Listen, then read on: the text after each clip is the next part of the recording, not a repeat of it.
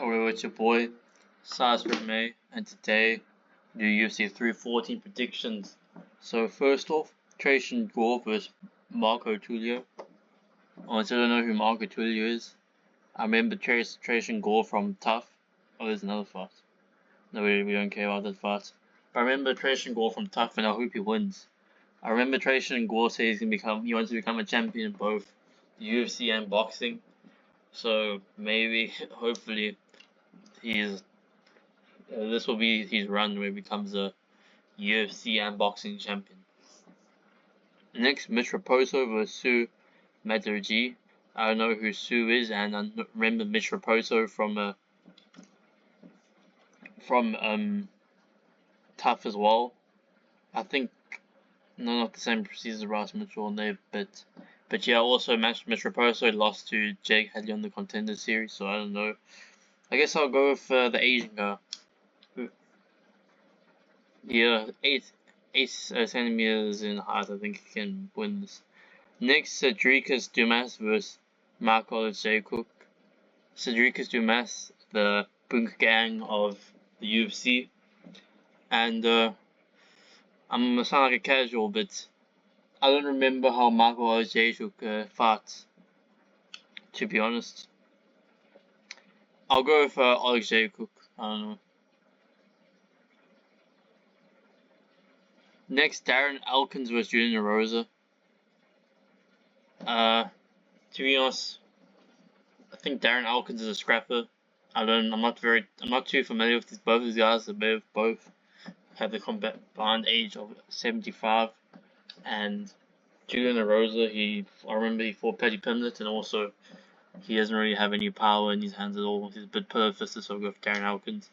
Then Jim Miller vs. Chase Hooper.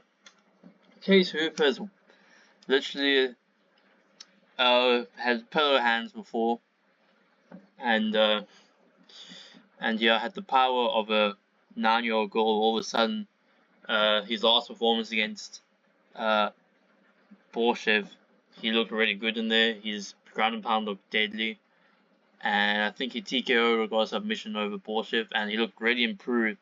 And now it looks like Chase Hooper is growing into his body, and now it's starting to get that grown man strength.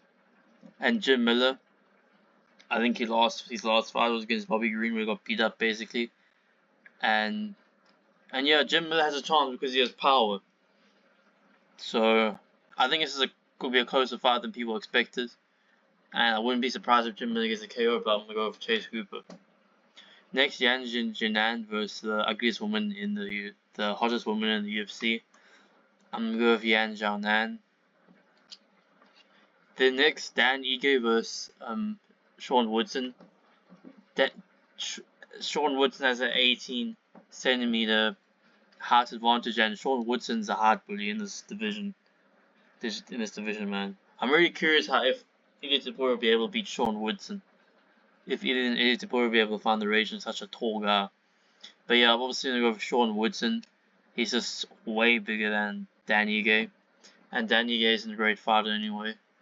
And I thought Dan Ige was like a 38-year-old vet, but he's actually only a year older than Sean Woodson. That just shows how much damage Dan Ige has taken and stuff now that he basically is older. He's an old man basically. So I'm gonna go with Sean Woodson. In the main card, Nikita Krylov versus Dominic Reyes. To be honest, I don't remember how Nikita Krylov has fought. I know he's from Ukraine, and he's a kickboxer. And Dominic Reyes has won his last 2 fights, but that chin's been cracked before, so you never know. Nikita Krylov's probably also gone KO before, so it's a close one, and I don't know if I'll go with Nikita Krylov. Then next, Yair Rodriguez versus Patricia Pitbull. I'm gonna go with Yair Rodriguez. Pitbull's old now, and I think he got KO'd in like a Japanese Ryzen or something, a Japanese promotion, his last fight, or one of his last 3 fights. And it's just not at the UFC level. And Yair Rodriguez can really pick apart short opponents with Yair's crazy kicks and stuff, and Pitbull's gonna really struggle to find the range against Yair Rodriguez. And Yair Rodriguez absolutely cooked a short, stocky guy in his last time he fought a short, stocky guy in Josh Emmett.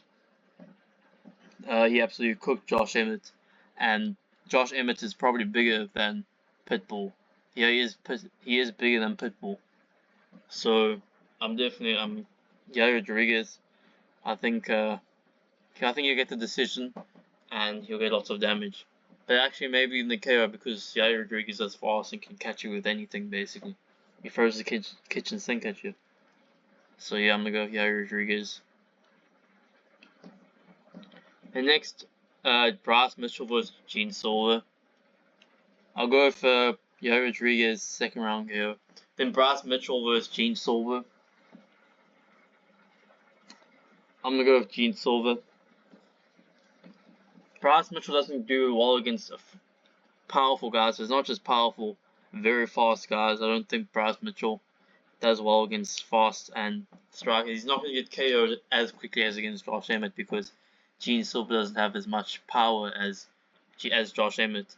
But I do think Bryce Mitchell's going to be more confident in this matchup for some reason, and he will engage in the striking. And Bryce Mitchell's striking actually looked pretty good against Ilya and stuff in certain moments and exchanges and stuff. So you never know. Bryce Mitchell against maybe now against a guy who isn't just gonna KO him in he can just KO you and stuff, and has such scary power in Josh Emmett. Maybe Bryce Mitchell will be more confident to open up and strike stuff now. And yeah, I think it's all go decision. I still have Gene Silver because he has that speed and the reaction time and can counter you very effectively, especially against Drew Dober. Drew Dober was the bigger guy, and he was countering everything Drew Dober had and had really good counter striking. But Bryce Mitchell feels like he's on like a motivational arc now with everything that's happened with the podcast and stuff, and he feels like the world is against him and stuff. So I think Bryce Mitchell is going to bring his best fight he possibly can. Also, what else is going to say? But yeah, I think Gene Silver will be able to catch Bryce with counter shots and stuff, and also I think Bryce will struggle to get the fight to the ground. Bryce Mitchell doesn't have the best, most fastest, unexpected takedowns and stuff. And Gene Silver is a strong guy. I think he's stronger than Bryce, so I think he'll be able to survive those grappling exchanges if he does get to the ground. But if Bryce Mitchell wins, it's going to be one of the greatest post-fight interviews of all time. Like the amount of aura Bryce Mitchell will have if he beats Gene Silver and gets on the mic will be absolutely insane. Oh no, don't tell me my laptop is breaking. Next, Alexander Volkan, Michael Chandler vs Paddy Pimblett. I'm going to go with a second or third round KO from Paddy Pimblett. He's very good at fighting at range, and Michael Chandler struggles against really struggles to gain range with an opponent. Also, even Bobby Green was struggling to hit Paddy Pimblett Green because even what did I just say? I'm saying Bobby Green even struggled to touch Paddy Pimblett and stuff because Paddy Pimblett now his footwork is a lot better, and he kind of like runs away from you, and he like waits for you to. Now he's gonna like wait. Now I think his new striking style is gonna wait for you to lunge in so he can counter you.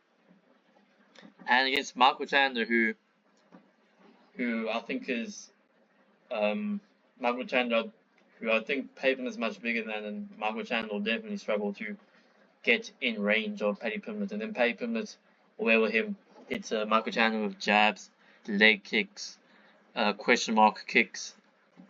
Those quick snappy head kicks are going to cause some damage.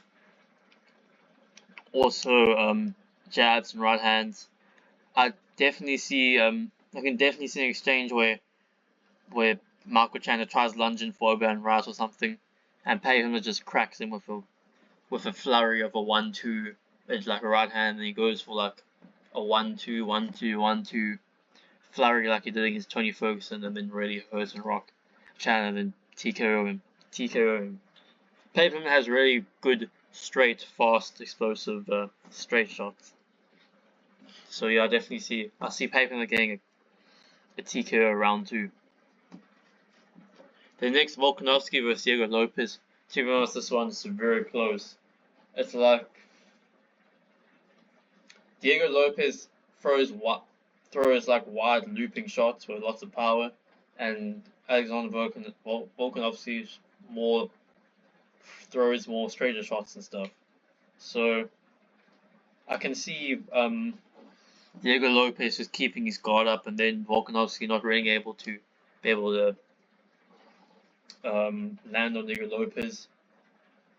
I also see because Diego Lopes likes to throw looping wild shots, Volkanovski also being able to block those shots. So I think it'll take a while until anything clean starts landing on these guys. I don't know what I'm saying. I'm just like absolutely yapping at this point.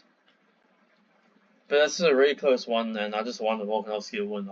This is like a fight where I can't really say I know who's gonna win, to be honest. Like I can sometimes make a prediction and like lie about how I think this person's gonna win, that person's gonna win. I'm just yapping and stuff. But this one, I don't really know who's gonna win. But the thing with Volkanovski is that